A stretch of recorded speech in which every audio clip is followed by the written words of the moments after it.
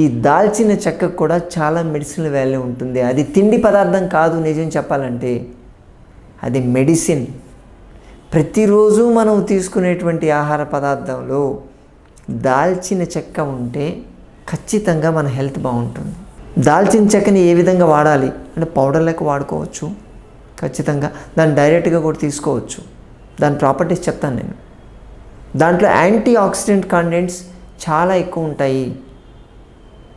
కెటాచిన్స్ అలాగే ప్రోసైనడిన్ అని చెప్పి ఇవి ఉంటాయి. ఇవి చాలా ఎక్కువ ఉంటాయి.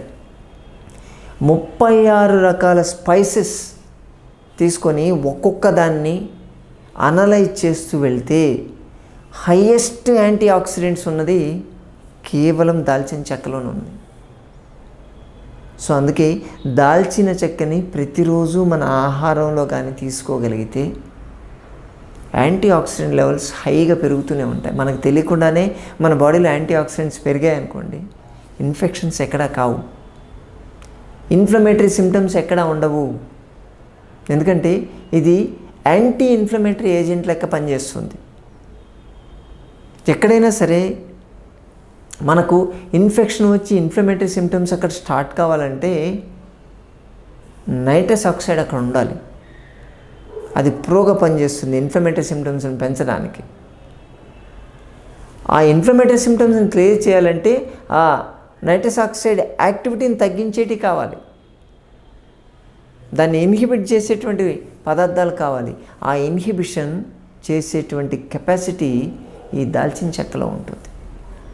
దాన్ని చేయడం వల్ల ఎక్కడ ఇన్ఫెక్షన్ ఉన్నా వాపులు ఉన్నా వాటిని తగ్గించేస్తుంది ఇది.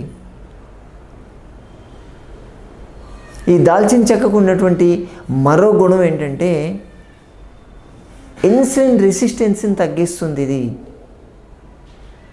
ఎవరైనా సరే డయాబెటీస్తో సఫర్ అయ్యే వాళ్ళు ఉన్నారనుకోండి, వాళ్ళు ఈ దాల్చిన చెక్కని వాళ్ళ ఆహారంలో భాగం చేసుకోవాలి.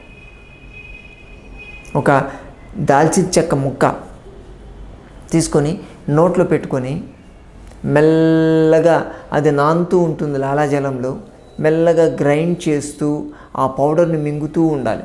గ్రాడ్యువల్గా మింగుతూ ఉంటే మీ షుగర్ అనేది కంట్రోల్లోకి వస్తుంది.